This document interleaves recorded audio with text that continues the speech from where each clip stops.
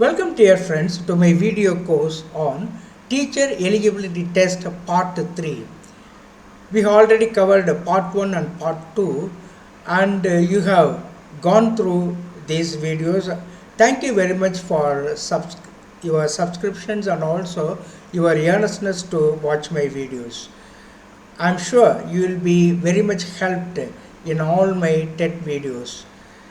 In this video lecture, we are covering learning theories, personalities, mental health, and guidance and counseling.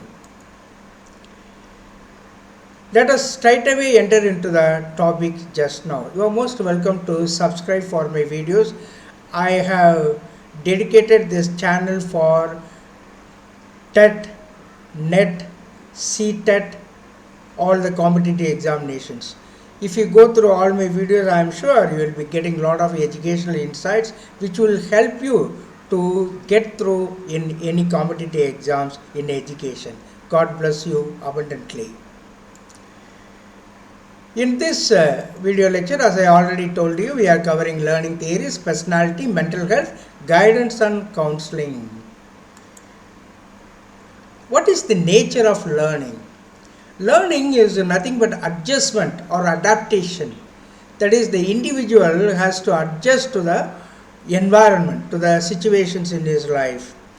Learning refers to the progress that is taking place within the individual. 3-year-old mummy, after 2 years, it begins to speak and sing. Slowly, the growth happens out of learning in the environment. Learning is a behavioral change.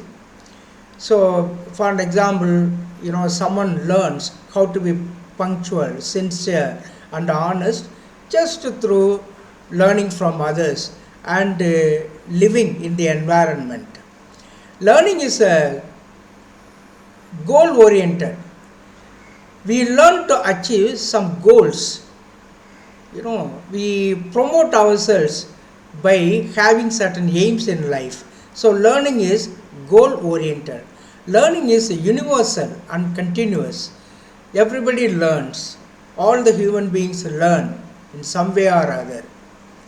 What are the characteristics of learning? Learning means change. Learning is adaptation, adjustment. Learning is universal in nature, lifelong process. Learning is doing something new, organization of experiences. Learning is a process and not a product. Learning is a goal-directed activity, it is continuous. What is the learning process? Learning is the key process in human behavior. Learning is the acquisition of new behavior on the strengthening or weakening of old behavior as a result of experiences. This is according to Henry P. Smith. So, is the attainment of new behavior on the strengthening or weakening of old behavior. Sometimes one has to unlearn certain things for his betterment in life. Sometimes one has to strengthen certain aspects, certain behaviors in his life so that he improves his life prospects. So that way, learning is the attainment of new behavior on the strengthening or weakening of old behavior as the result of experience. Learning is nothing but the modification of behavior through experience, according to Gates.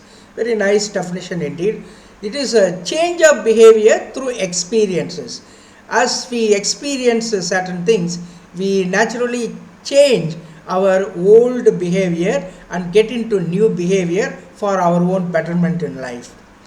Learning is the process by which a behavior is originated or changes through practice or training, according to Kingsley and Gary.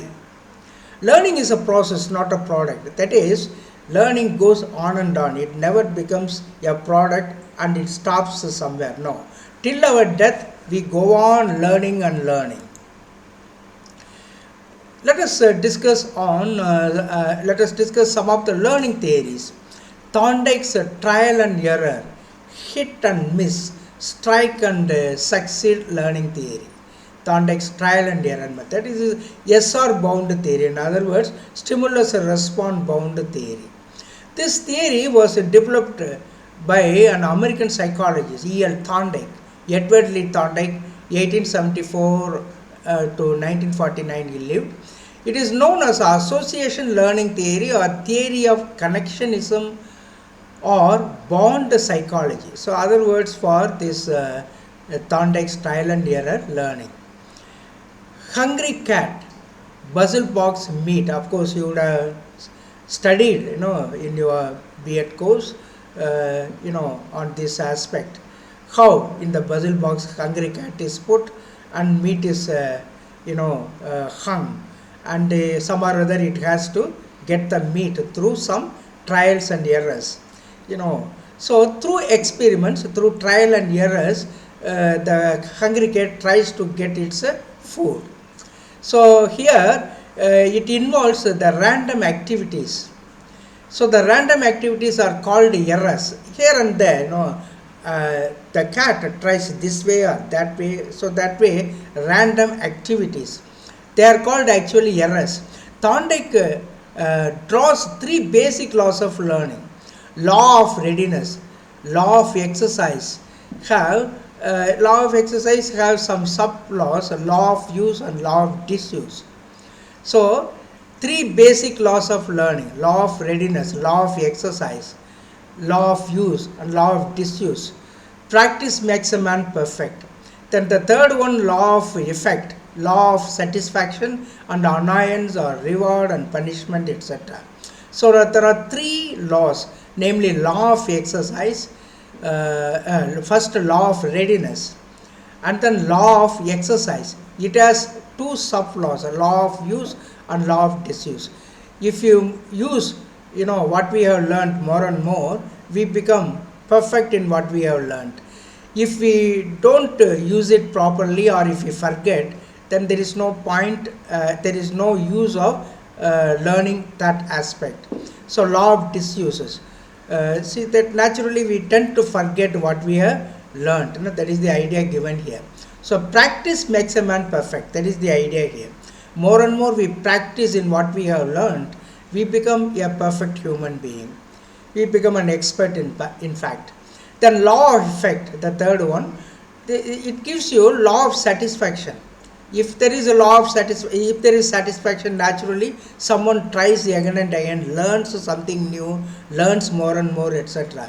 If there is annoyance, then naturally people tend to avoid learning of that thing.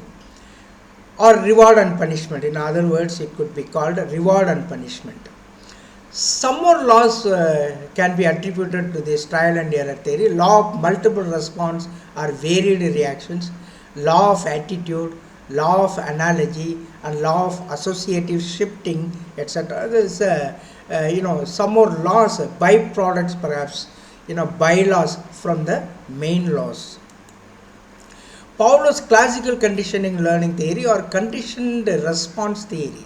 I.P. Pavlov, 1849-1936, Ivan Petrovich Pavlov, a Russian psychologist, he propounded this theory.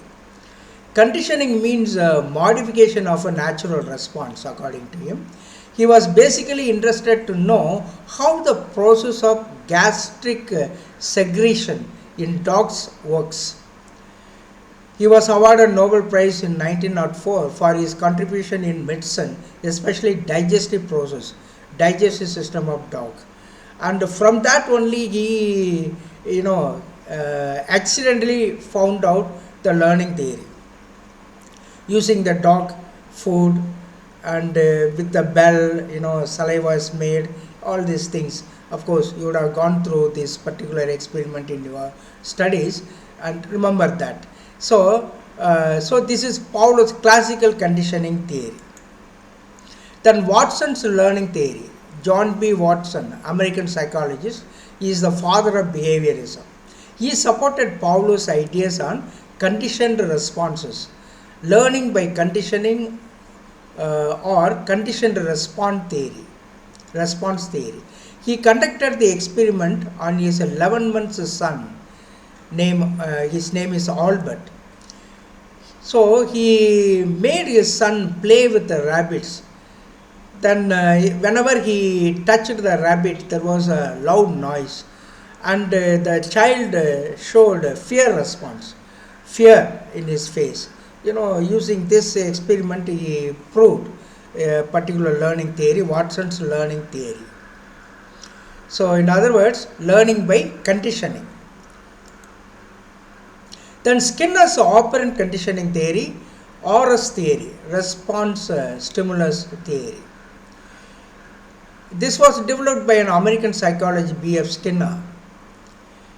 He was a professor from Harvard University.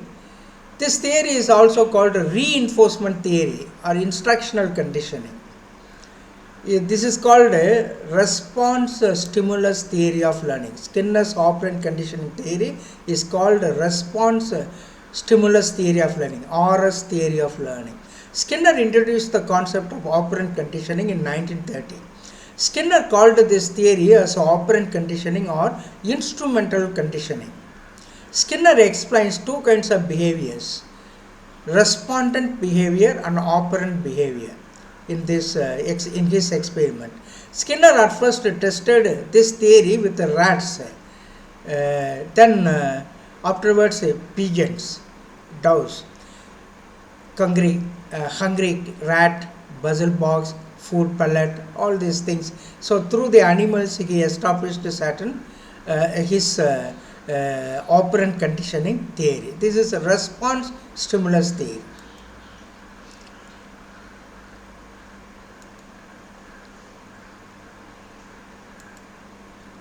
Kohler's learning by insight theory. This theory is related to the cognitive type of theory of learning, mental process involved. It was developed by Wolfgang Kohler, a German Gestalt psychologist studying the nature of perception. Main exponents, propounders of this theory are Wolfgang Kohler, Kurt Kofka, and Max Wertheimer. All these people are related to Kohler's learning by insight. Founding father of Gestalt psychology is Max Wertheimer. Gestalt is a German word, means configuration or an organized whole. Gestalt theory is based on the concept of whole. It is meaningful than some of its parts. So the whole is meaningful than some of its part. So Gestalt psychology is primarily concerned with the nature of perception. Learning is taking place not as a part but as a whole. Gestalt theory. Insight is a learning that appears to occur in a flash that involves the solving of a problem, sudden idea. Learning means a reorganization of the perceptual field. Learning is dependent upon intelligence of the individuals. Kohler conducted experiments through chimpanzees in a laboratory at Canary Islands during the period 1913 to 1917. So the hungry chimpanzee, that is Sultan, the monkey, ape, cage. It was put in a cage, bananas were hung there, and there were sticks, drums, everything. So the chimpanzee, that is Sultan, that monkey, solved its problem very intelligently through various trial and methods, and all on a sudden flash.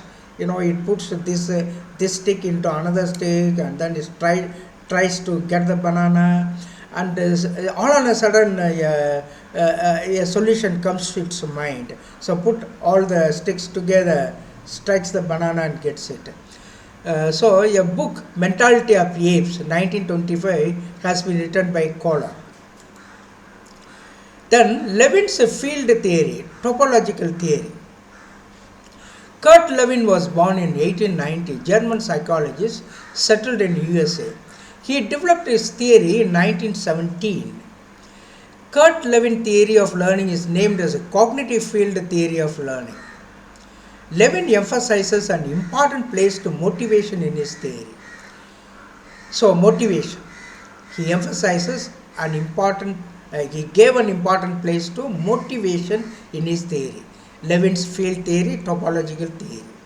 Human behavior is the function of both the persons and the environment, expressed in symbolic form like this. Capital B is equal to function of P and E, that is P persons, E environment. P is the function of persons and environment, that is the equation. Just see that in the slide. Is a basic behavior formula. He has given this basic behavior formula. See, F field or life space, P psychological person, E psychological environment. So this is the explanation for these letters. B is the field or life space. P is the psychological person, E is the psychological environment. Human behavior and learning is based mainly on three key concepts according to Levin, that is life space, vectors and valences, and topology. So life space, first vectors and valences and topology. The term vectors and valences were borrowed by Levin from mechanics and physics. From the physical sciences he has learnt it. Topology was borrowed by Levin from the field of mathematics. So that's why he is giving a mathematical formula for his theory, Levin's field theory or topological theory. Then Tolman's sign learning theory. Edward C. Tolman, 1886 to 1959, is an American psychologist. Like behaviorist, he rejected the idea of introspection as a method of studying human behavior. He believed that the objective method of collecting data is relevant. This theory combines the advantages of stimulus response theories and cognitive field theories. So Tolman's sign learning theory has got two aspects, namely stimulus response theories and cognitive field theories. So combination of both these theories is the Tolman's sign learning theory. Tolman propounded a theory of learning in 1932 with the publication of his major work entitled Purposive Behavior in Animals and Men. That is the book he has published on the theory of learning, 1932. He revised his theory in 1949. He added new insights. This theory is also called a sign significance theory or expectance theory, purposive behaviorism or simple sign theory. There are different names given to Tolman's sign theory. Sign significance theory, expectance theory, purposive behaviorism or simple sign theory. Tolman laws of learning. There are three laws: law of capacity, law of stimulus and law of manner. Tolman distinguished six types of learning: cortexes, equivalence beliefs, field expectancy, field cognition modes, drive discrimination and motor patterns. So Tolman distinguished six types of learning: cortexes, equivalence beliefs, field expectancy, field cognition modes, drive discrimination, motor patterns. Hull's theory of learning, need reduction theory, Clark Hull, 1884 to 1952. A systematic mathematical and scientific theory of human behavior. That is Hull's theory of learning. 1915, he propounded his formal theory of learning. This theory is also known as Hull's theory of reinforcement. His theory published details in his books Principles of Behavior 1943 and Essentials of Behavior 1951, written by Hull. The concept of reinforcement and drive stimuli reduction, that is, he gives the concept of reinforcement and drive stimuli reduction. Drive may be referred to a state of tension resulting from a need. Drive is nothing but a state of tension resulting from a need.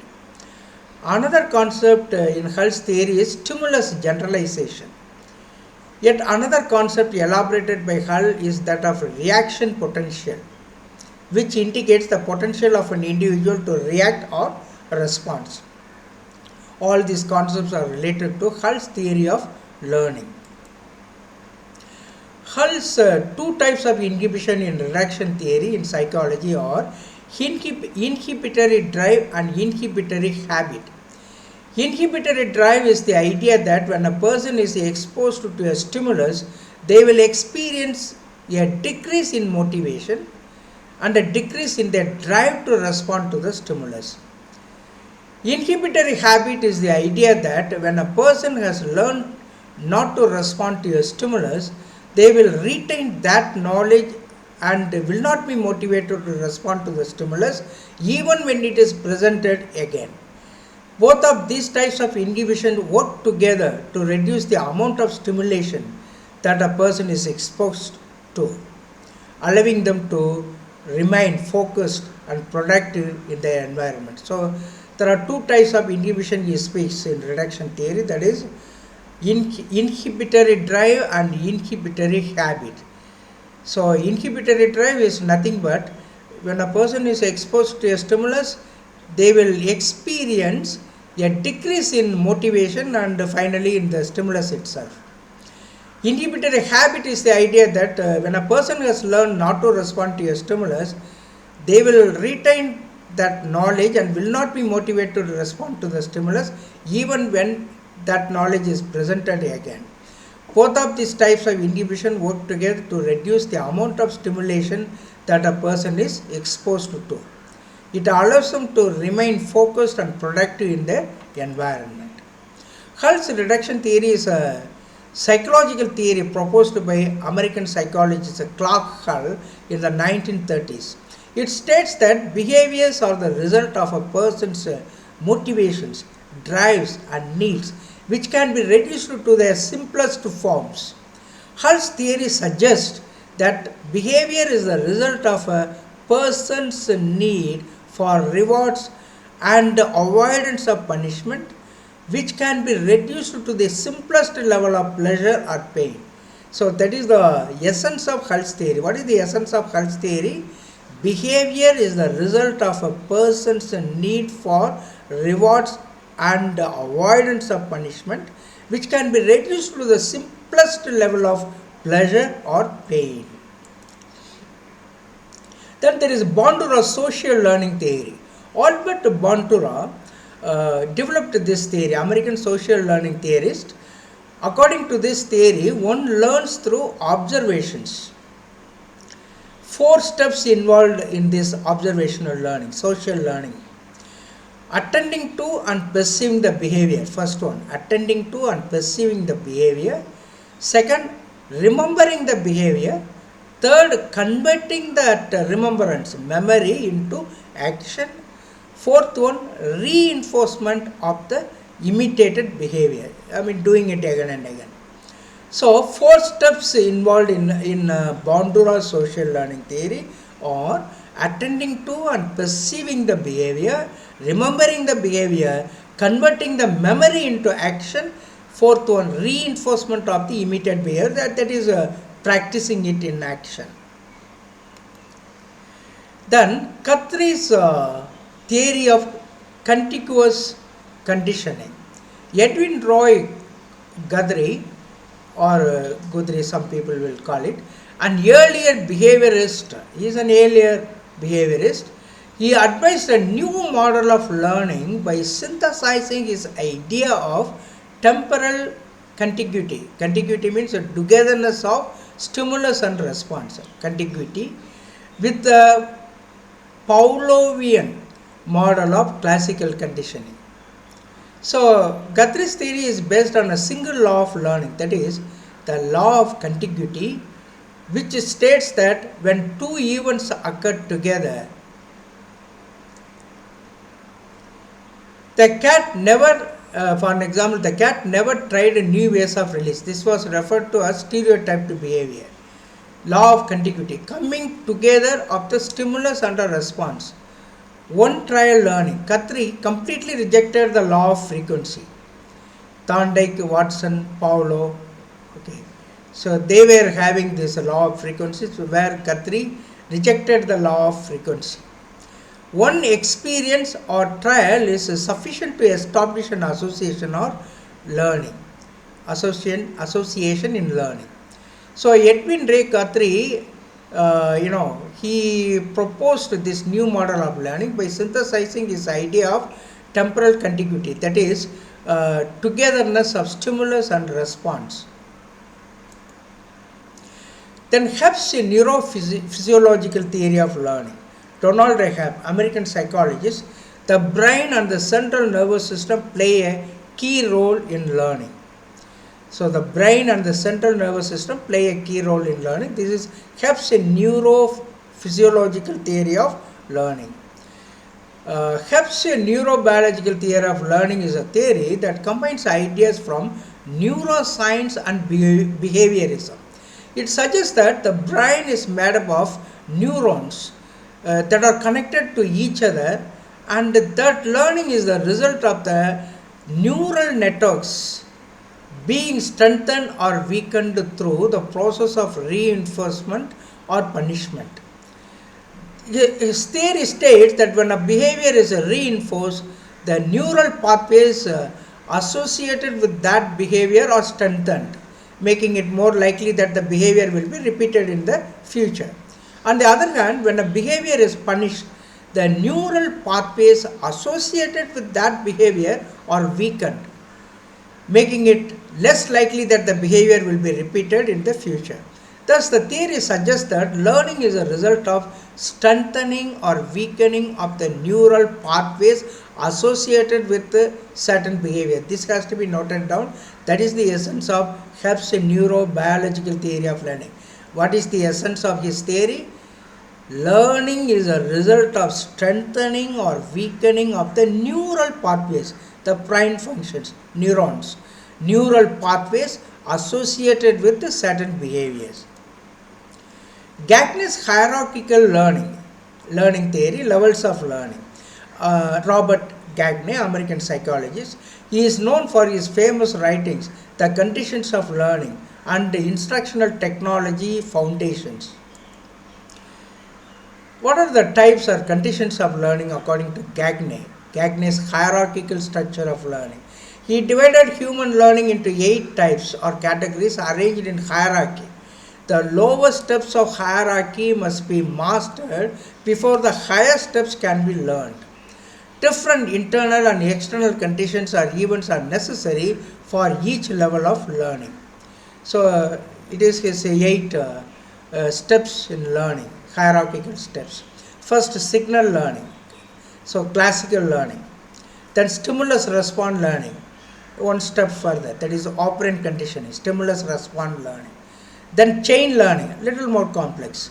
Chaining means a connection between stimulus response that is formed in sequence continuously. Then verbal association learning, association with the word, verbal association learning. And after that, multiple discrimination learning. So it is at a little more hierarchy, little more higher than the previous ones. Then concept learning, then rule principle learning. Finally, problem solving, highest level of learning, higher mental ability it is called.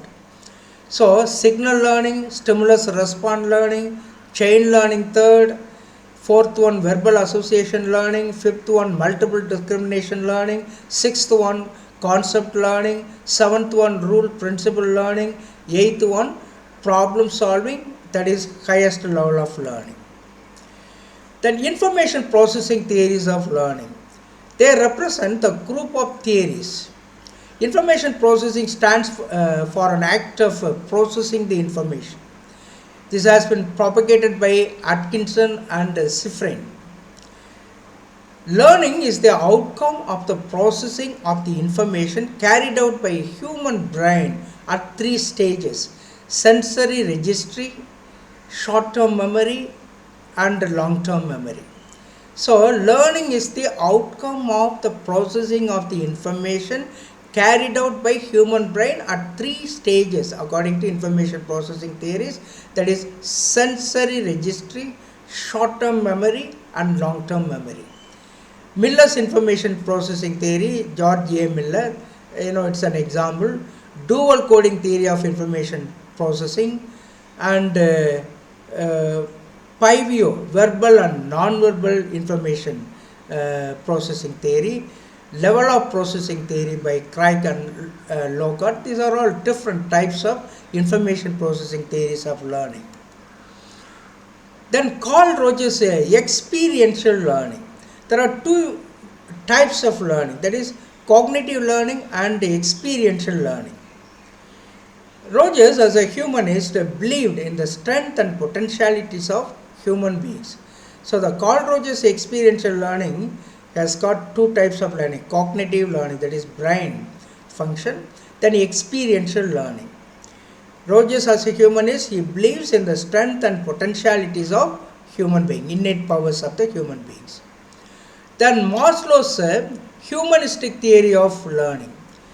The school of humanism associated with Carl Rogers and Abraham Maslow, John Holt and Malcolm Knowles is adult education, John Holt child education.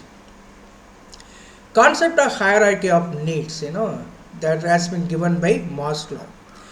He proposed 5 sets of basic needs: physiological needs, hunger, thirst, sex, etc. Safety needs, to feel secure and safe out of danger. Then belongingness and love needs, to affiliate with another being, to be accepted and belong to. Then self-esteem needs, to achieve, to be competent and gain approval and recognition. Then finally self-actualization, to find self-fulfillment and realize one's potential.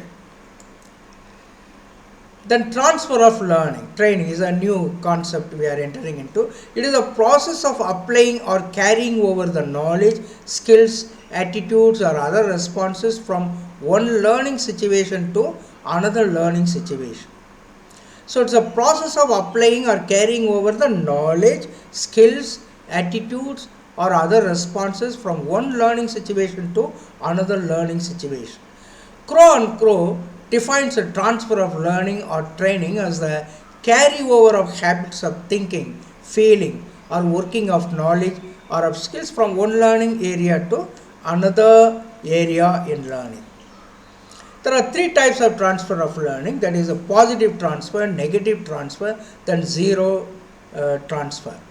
What is a positive transfer? If a task already learned helps in learning a newer task, for an example, skill in riding a bicycle helps riding a bike. Then there is a negative transfer. If a task learnt already puts an obstacle, to learn something new. For an example, mother tongue hinders learning a foreign language. Then zero transfer. If a task learnt already neither helps nor puts an obstructs newer learning, then it is called zero transfer. No effect at all, no transfer. What are the theories of learning? Theory of mental discipline, formal discipline, advocated by William James. So it is the oldest theory of all, theory of mental discipline. This theory focuses on the mind, which comprises of memory, attention, reasoning, judgment and questioning. So the theory of mental discipline, formal discipline. What is the essence of this theory of mental discipline? It comprises of memory, attention, reasoning, judgment and questioning. Then theory of identical elements or components. E.L. Thorndike was the propounder of this theory. Transfer takes place from one situation to the other because there are a number of common identical elements between the practiced and to be practiced activity. For an example, typewriting, that is one is able to play piano because he has already got some experience, some analogous experience or the same experience through typewriting. Then theory of generalization, this has been developed by Charles Jude, 1908. It emphasizes that what is learnt in one situation is transferred to another situation because while learning in the first situation, the individual grasps the general principles. These principles are then applied to new situations. So once again, this theory of generalization holds that what is learned in one situation is transferred to another situation because of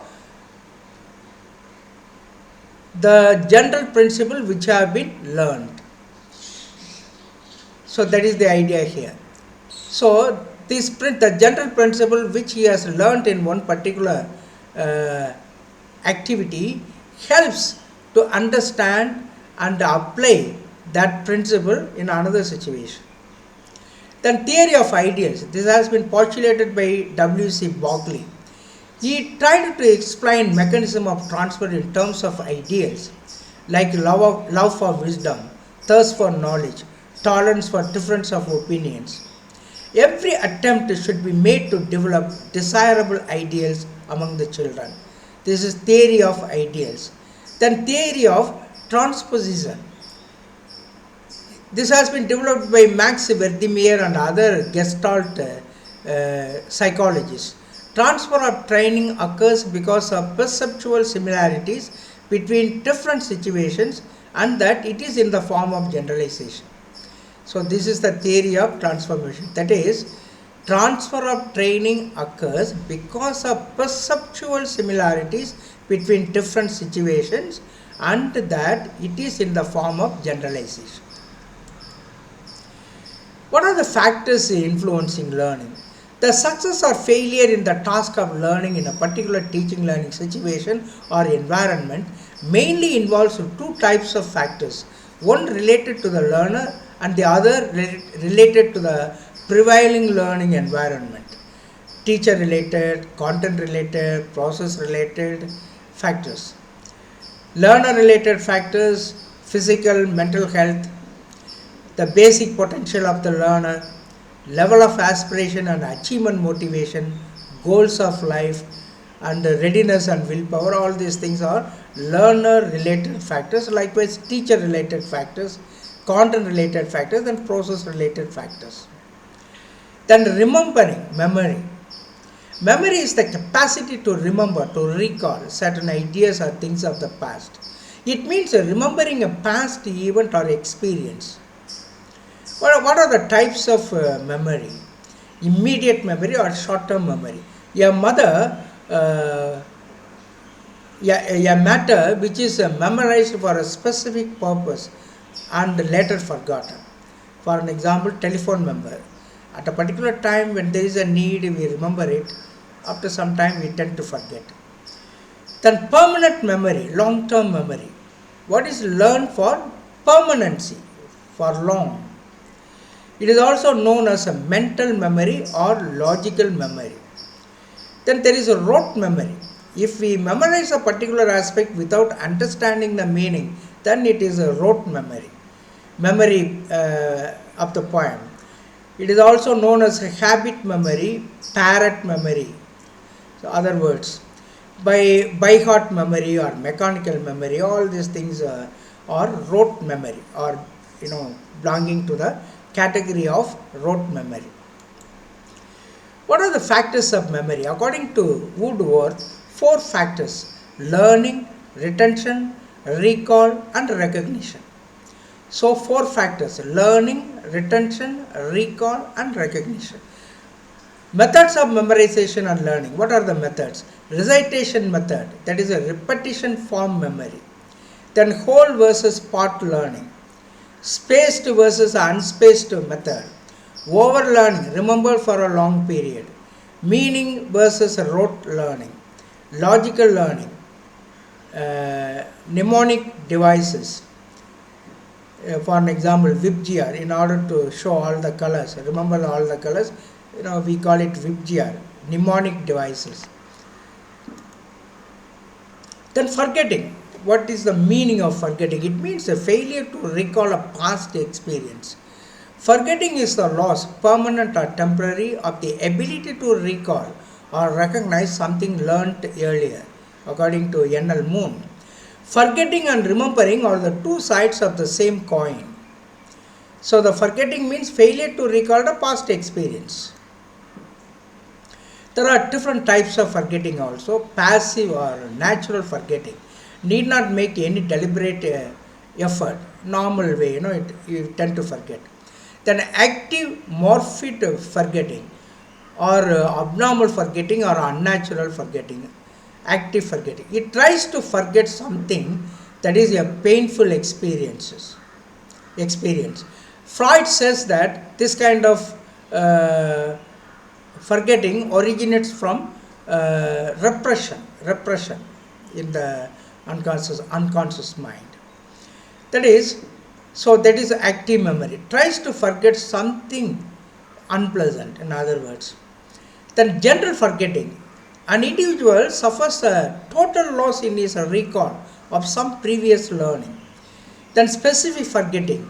The individual forgets only one or the other specific parts of his earlier learning. Physical or organic forgetting. A person loses his memory due to factors of age, disease, biological malfunctioning of the brain and nervous system, accidents, etc. Then psychological forgetting. The loss of memory occurs due to psychological factors like stress, anxiety, conflict, lack of interest, etc. What are the causes or theories of forgetting? Inadequate impression, lack of interest and improper learning. That is called inadequate impression in the mind. Then theory of disuse. We tend to forget because of its non-use. What we have learned is not used properly, we tend to forget. Then theory of interference. Morgan says that what we have learned already interferes with the remembering of what we learn now. So the knowledge, the previous knowledge interferes with the new knowledge, in other words. At that time, forgetting happens. Then interference. No proactive interference and retroactive interference. There are two.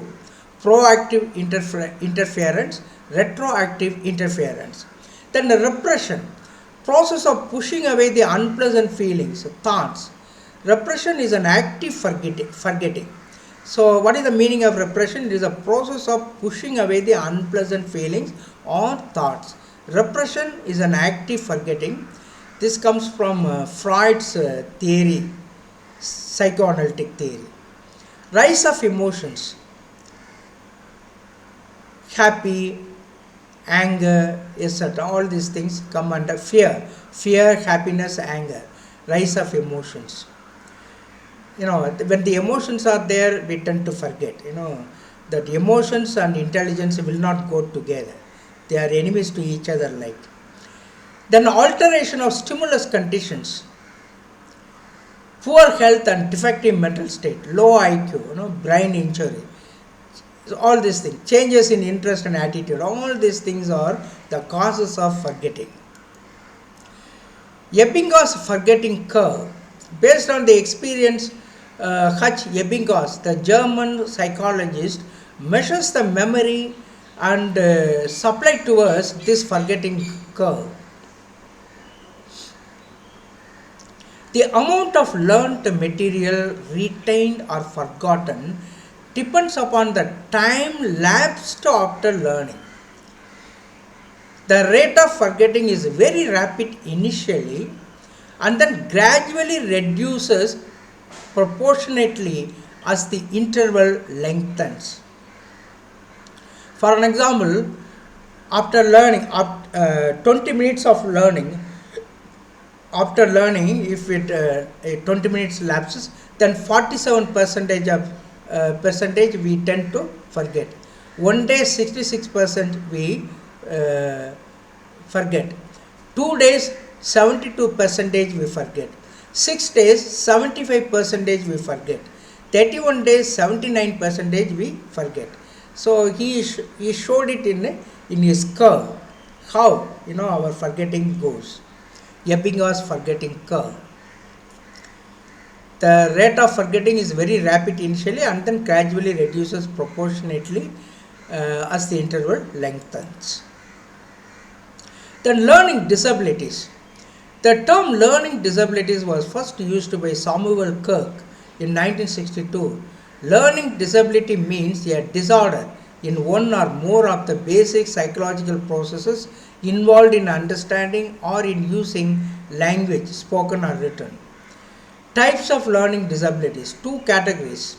General learning disabilities. They have learning disabilities in almost all areas of academic content. Their performances will be considerably low as compared to average children. They will take more time to learn with the special methods of instruction. So, general learning disability. There are specific learning disabilities. The problem of these children are very specific in nature, restricted to one or more academic skills or skill related areas. They cannot be educated through integrated system due to the problem being very specific. They need special attention. That's why special schools exist. Incompatibility of reading is one of the problems they face. This problem is related to reading skill, reading comprehension and correctly pronounced reading. Then incompatibility of writings. I myself pronounce wrongly. It's due to maybe lack of practice. Incompatibility of writing. This type of children have the problem of writing correctly and are responsible or reasonable speed. They are incompetent to organize the subject matter. Then communication disability. They are very poor in defining words, clarifying concepts and formulating linguistic constructions. Their oral language is weaker than their written language. Then mathematical incompatibility. They are unable to do simple mathematical calculations. They cannot operate symbolic language of mathematics. They are unable to understand the notations involved in mathematics. So all these things are specific learning disabilities. They need special attention from the teachers. Then motivation. The word motivation comes from the Latin word movere, which means to put into action or to move. Motivation is a process by which behavior is aroused or increased, accelerated. Motivation refers to the arousal of tendency to act, to produce one or more effects. According to Atkinson, motivation refers to the arousal of tendency to act, to produce one or more effects. Motivation refers to all those phenomena which are involved in the stimulation of action towards particular objectives when previously there was little or no movement towards those goals, according to Bernard. So, motivation refers to all those phenomena which are involved in the stimulation of action towards particular objectives where previously there was no movement towards those goals. The first time it happens, something appealing to the mind happens and that becomes motivation to act. What are the types of motivation? Intrinsic motivation, internal motivation, natural motivation, primary motivation, all one and the same thing. Intrinsic means value or quality that is existing within and not coming from outside, inner feelings. The extrinsic, external, artificial, secondary motivation. Extrinsic means that originates from outside. It comes from the external world. Achievement motivation. What is the meaning of it? It is the desire of a person to achieve better. It is the pursuit of excellence. Most of the scientists have this achievement motivation. So there are all types of motivation. Let us understand some of the theories of motivation. Instinct theory of motivation according to McDougall. Hull's need reduction theory or stimulus response theory of motivation. Then Maslow's theory of hierarchical need. In other words, Maslow's need hierarchy theory. Then hierarchy of needs, this hierarchy of needs was proposed by Abraham Maslow and modified by Root. Maslow's theory is also known as self-actualization theory. He classified the needs into 7 categories. Physiological needs, first step, food, water, shelter, sex, etc. Safety needs, future expectations, bank balance, etc. Love and belongingness needs, need for affection. Self-esteem needs, status, self-respect, etc. Then aesthetic needs, interest in beautiful things, taste in music, etc. Aesthetic needs. Cognitive needs, achievements. Self-actualization needs, final step, that is the final step, self-fulfillment, self-expression, full satisfaction, etc. Self-actualization needs, it leads to these. Then rewards and punishment. Student tries to do the best in order to get reward. He becomes pleased when he is given reward and greater enthusiasm. He shows greater enthusiasm because of the reward. The nature or amount of reward should be according to the level of performance. Additional reward is always fatal for the future progress of an individual. That is more than what is needed, we should not do that overdoing. Individual must know the importance of reward. If reward is given to so many individuals at a time, the reward loses its validity. That is, individual must know the importance of reward. If reward is given to so many individuals at a time, the reward loses its validity. Reward should not be traditional or a routine activity. Different types of rewards should be given at different occasions.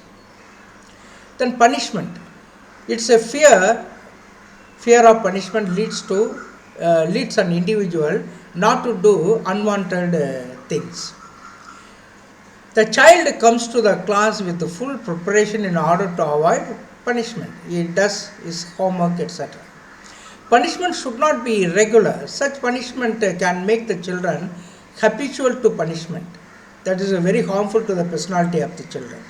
Punishment should not be so severe. Such punishment can create hatred in the minds of children towards the whole system of education. Punishment should be judiciously distributed to all guilty persons. Very prudently it should be done. Even creative ways of punishing the students also is a must. Without beating them up, we can give imposition. For an example, write this particular sum 10 times, so that he gets the nice memory into all the basic concepts. That can be a punishment as well as benevolence to the child. It will be good for the child to remember all the concepts. So such kind of creative methods of punishing the children should be employed.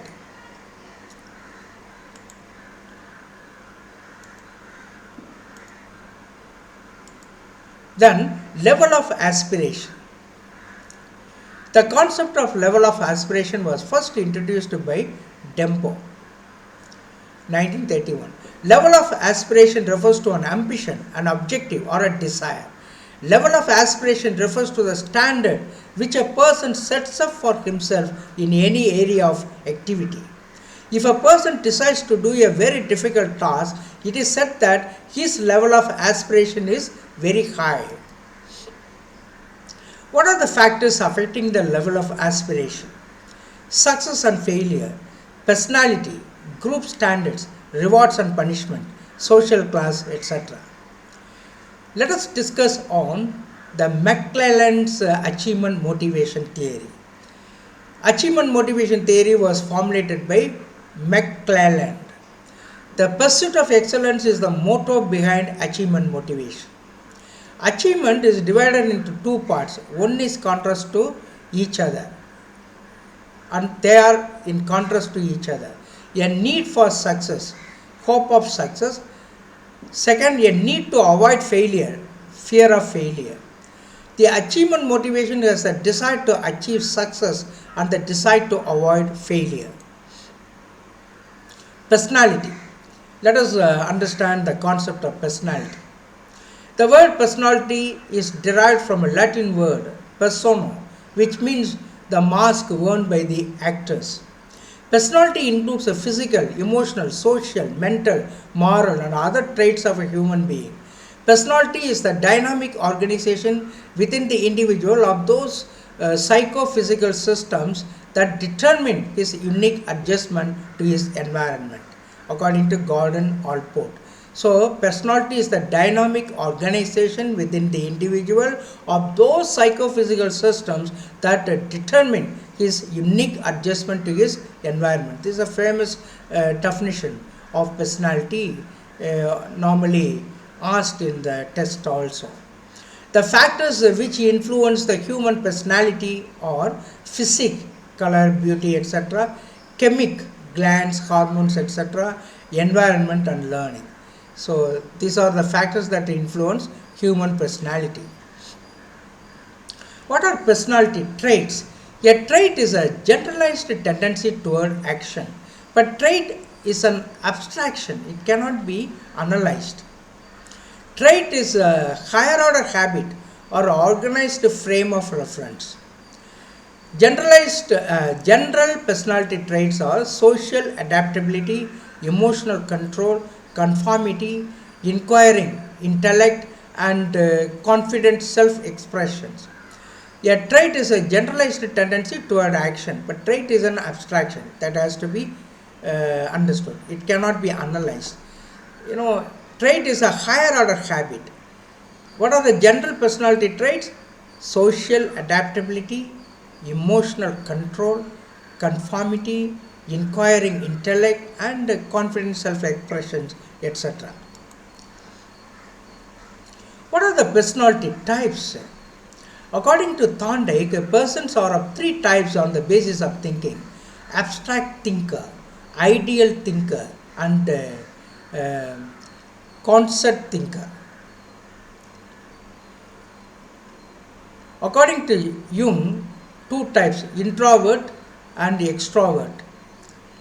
What is introvert? Introvert is self-centered, shy, simple, impractical person. Philosopher, scientist, painter, all come under this introvert category.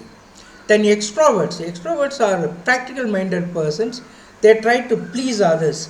Most of them are in between the two. They can be termed as ambivert.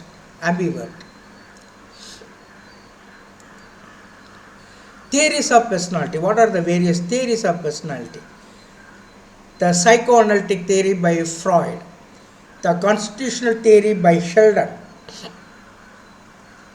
the functional theory R.C. Cattell, the individual approach theory Allport, the personality theory of need H.A. Murray, the organismic theory Gladstein, the field theory or cognitive field of theory of learning Kurt Lewin.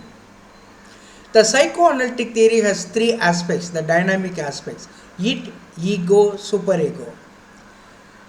Then he talks about topographical aspects: consciousness, unconsciousness, subconsciousness.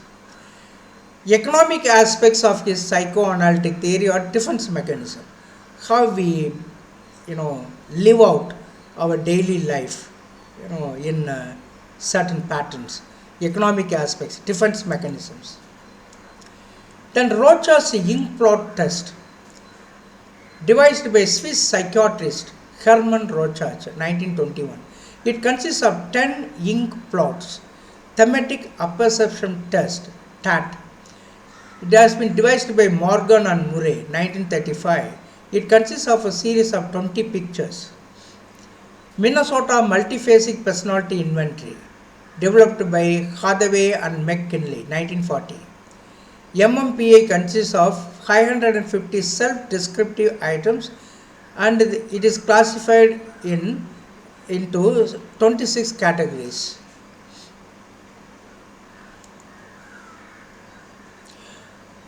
Integrated person. Let us understand the meaning of integrated personality. Who is an integrated person? Self-actualized personality, emotionally and socially mature individual, well-adjusted personality, integrated personality are all almost synonymous, one and the same meaning. Such as a person has a realistic assessment of himself, his strength and weakness, has a stable self-concept involving a higher level of self-esteem and fewer feelings of inadequacy and fewer evidences of compensatory behavior, and accepts himself, leading to himself being accepted by others. So this is a nice definition given for an integrated person. According to Skinner, the characteristics of an integrated personality are harmonious development of thoughts, feelings and intentions to activity, affection, sympathy and a desire to cooperate with others. All these things, are the characteristics of an integrated person. Confidence in one's abilities as well as awareness of one's weakness. Integrated person is the characteristics of integrated person. Then conflict. What is the meaning of conflict? Conflict means a painful emotional state which results from the tension between opposed and contradictory wishes, according to Douglas and Holland. So a painful emotional state which results from two different types of tensions which are opposed to each other. Conflict is a painful state or condition of an individual. What are the types of conflicts? There are three types. Approach conflict. In conflicts of this type, an individual is forced with the problem of making a choice between two or more positive goals, almost equally motivating and important. For an example, a child may have to choose between reading an interesting novel or going out to play cricket. So he is in a dilemma because both things are very good, for his personality, but which to choose? So this is approach conflict. Little danger and temporary in character. No danger at all here. Any one of this is fine. If he chooses anyone, still is all right. Then avoidance conflict. In conflicts of this type, an individual is caught in a situation where he must choose between two or more possible negative courses of action. For an example, a child who does not want to study at the same time does not wish to displease parents by failing in the final examination. So he does not want to study, at the same time he doesn't want to dissatisfy or frustrate his own parents by failing in the final examination. So dilemma. So two or more possible negative, both of them are negative courses of action. These types are more serious than the approach type. Approach avoidance, there is another type, approach avoidance conflict.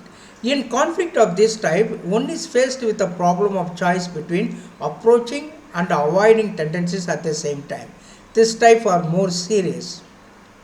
One is positive, one is negative. If one tends to go for the negative, very dangerous thing for his life, and so that sometimes conflict occurs. Deep appeal to both. So one good thing, one bad thing.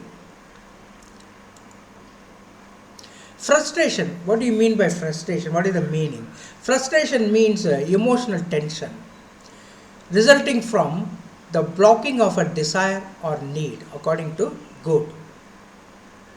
Frustration refers to failure to satisfy a basic need because of either conditions in the individual or external obstacles, according to Borney and Leher. Frustration is that stage or condition in which failure dominates the attempts. So some sort of hopelessness. What I am going to do with all these efforts, that type of feeling, beaten feeling, in one's life. Frustration, emotional tension resulting from the blocking of a desire or need. What are the causes of frustration? External factors. It is also called the environmental factors. These are all the situations or conditions which are present in one's own environment. Physical factors, social factors, economic factors, internal factors, etc. Internal factors. Frustration from an individual. Frustration of an individual from within, from his own mind. These are all called personal factors. The person himself is the cause of such frustration.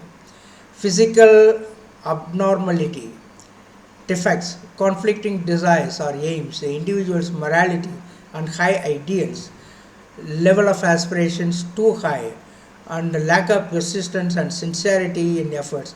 All these things lead to frustration. Then adjustment and maladjustment. Adjustment is the process by which an individual attempts to maintain a level of physiological and psychological equilibrium, according to Mowley 1967. It is also defined as the behavior directed towards tension reduction. Adjustment is the tension reduction. Well integrated personality develop gradually from the childhood stage. A well integrated personality develops gradually from the childhood stage. Maladjustment, that is nothing but imbalanced behavior. Maladjustment is a complex problem of human behavior. What are the causes of maladjustment? It's opposite to adjustment. Physique, long sickness and injury, poverty, broken home, personal inadequacies, parental attitudes, values placed on sex of that child. If it's a girl child, too much of scolding, etc. Adoptions, adopted children, emotional shock, death, accident, floods, etc. These all lead to maladjustment in a person. What are defense mechanisms, adjustment mechanisms or mental mechanisms? Those response patterns of the individuals by which he attempts to defend himself against feelings of inferiority caused by his failure to attain his goal. So again, I read that very important definition. Those response patterns of the individuals by which the person attempts to defend himself against feelings of inferiority caused by his failure to attain his goal. At that time, he exhibits a particular behavior. There are some common ways in which the individual used to defend or escape from conflicts and frustrations, which are known as defense mechanisms. So common ways, everybody does it in some degree or other. What are the kinds of defense mechanisms? Mowley, there are two types, direct mechanism, then indirect defense mechanism. What is direct defense mechanism? And the individual attempts to overcome the obstacle and reach the original or substitute goal, that is, he fights the situation. That is a direct mechanism. Indirect defense mechanism, the individual withdraws or gives up trying to reach the goal. That is indirect defense mechanism. What are the important defense mechanisms? It's a very important aspect, in defense mechanism. We need to understand each defense mechanism, its meaning, examples, etc. Rationalization. It is a process of giving false reasons for one's behavior. The boy failed in the subject, but he gives a false reason, saying that a teacher is not up to the mark, a teacher hasn't taught well, something like. Then repression. It is a process of pushing away the unpleasant feelings, thoughts and ideas from our conscious mind to the unconscious mind. See, for an example, a person is not interested in homework, so he tends to forget the submission date. So it's a painful thing, so he wants to forget it. Repression. This is called a repression. Then regression. That means going back. The word regression figures largely in the discussions of psychoanalysis. Sometimes the psychologists call regression the process of fixation,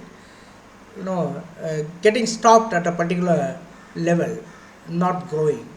Freud said it plays an important role in the genesis of all neurotic symptoms. It is a process of thinking of the pleasant events of early life. The person is in trouble now in the adult life, but he says that, oh, in my childhood days, how pleasant my life was, how much enjoying my life was in my early childhood days. How I wish I should become a child again, something like, this regression means going back. Then identification, experience of love and all comes under this regression. Identification, it is a process of becoming oneness with a person or an institution.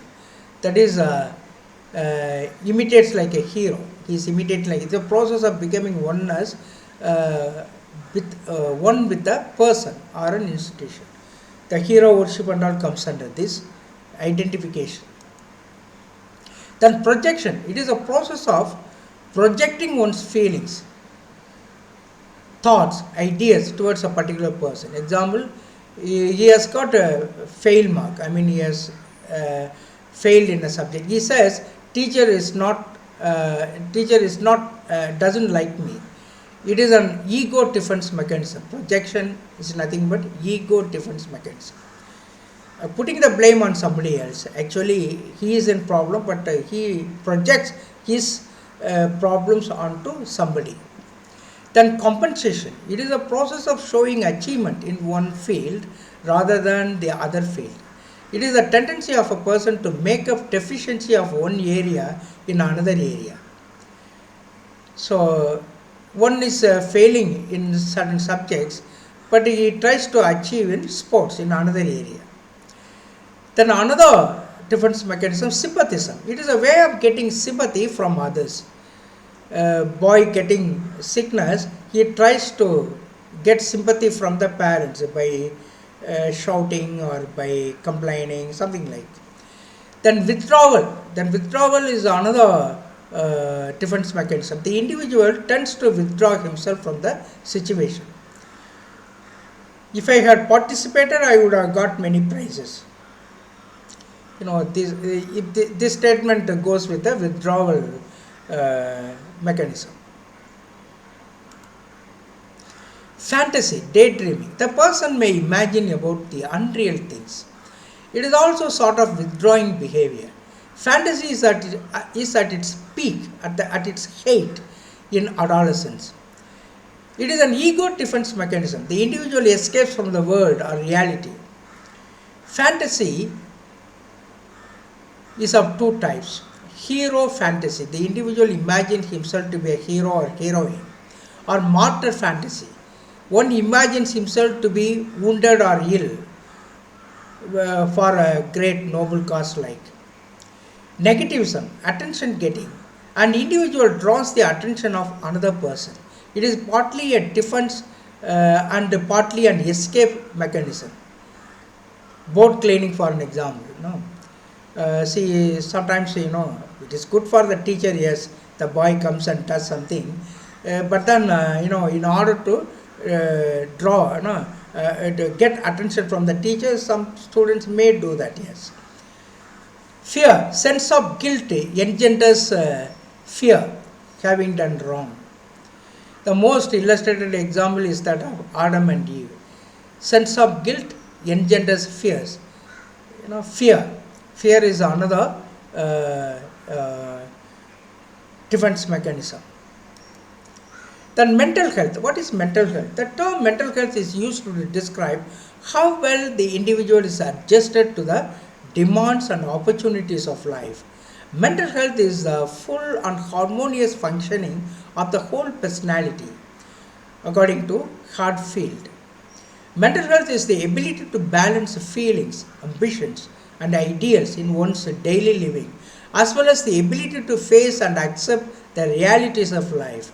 The mental health of an individual depends upon various factors such as hereditary factors, physical factors, fundamental social factors, and satisfaction of fundamental needs.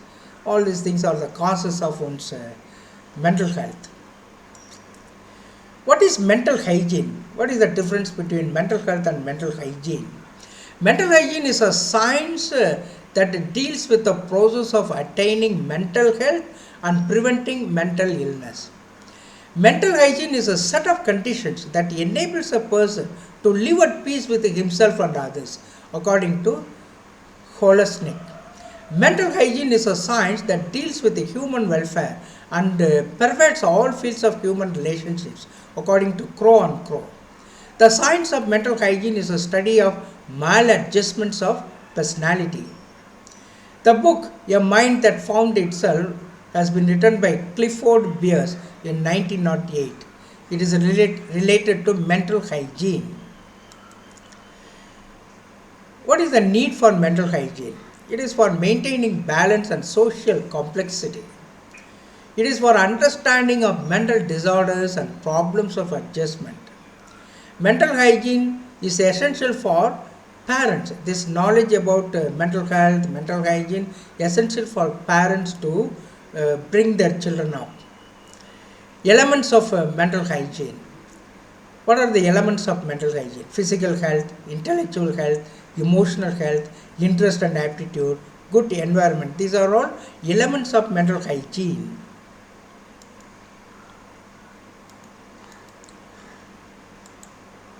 Sex education. Sex is the most universal and powerful drive. Sex education helps children get proper information about the sex-related curiosity and problem. Sexual guidance and education of youngsters should be initiated at a very early age. Adolescence is regarded as the period of intensive sex consciousness. There is an urgent need of providing necessary knowledge about the anatomy and physiology of the changes related to their sex organs, health and hygiene, including dangers related to unsafe and premarital sex, etc. Now, let us enter into the concept of guidance and counseling. Guidance is a process of helping individuals through their own efforts to develop and discover their potentialities for personal happiness and social usefulness, according to Ben Monero. The book Guidance in Schools, 1978, was written by Pakur Magandy. What is the nature of guidance? Guidance is an organized service. Guidance is set apart from instruction in the narrowest sense. Guidance is both a specialized and a generalized service. Guidance is a service meant for all. Guidance is a dynamic process. What are the types of guidance? Educational guidance. The guidance is provided by the teacher to students for their educational problems, academic problems. Then vocational guidance. This type of guidance is given for choosing the right job, correct job, and the problems of certain jobs.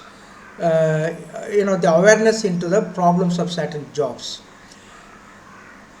Personal guidance. This type of guidance is provided for the personal problems of an individual.